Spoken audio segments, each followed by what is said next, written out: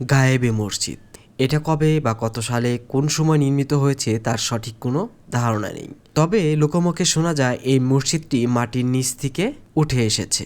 এরকমও কথা শুনতে পাওয়া যায়, কেউ একজন গভীর রাতে বের হয়েছিল, তখন সে এই মসজিদটি মাটির নিচ থেকে উঠতেছে এই অবস্থায় দেখে ফেলে এবং পরবর্তীতে সে আর কথা বলতে পারে না, সে বোবা হয়ে যায়। আপনারা যে মসজিদটির কথা ধারণা করছেন ঠিক সেই মসজিদটির নামই বলছি, বার্থা জিয়া খান জামে মসজিদ, টাঙ্গাইল। এটি একটি প্রাচীন মসজিদ। কত সালে নির্মিত হয়েছে তার কোনো সঠিক ধারণা নেই।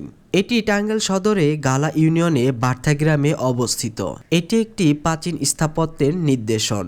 মসজিদটিকে ঘিরেই পশ্চিম পাশে তৈরি করা হয়েছে একটি আধুনিক তিনতলা ভবন। এখানে ধর্মপ্রাণ মুসলিমরা নামাজ আদায় করে।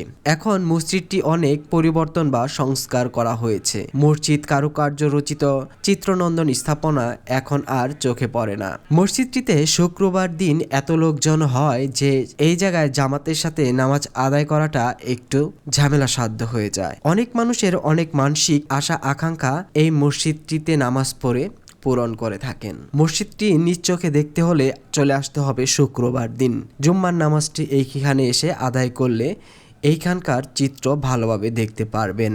মসজিদের পূর্ব পাশেই আছে জিয়া খানের কবর বা মাজার, যেখানে নতুন একটি ভবন নির্মিত হচ্ছে এবং সেই জায়গাটায় ধারণা করা হচ্ছে মেয়ে মানুষদের নামাজ আদায় করার স্থান তৈরি করা হচ্ছে। পাশেই আছে একটি মাদ্রাসা।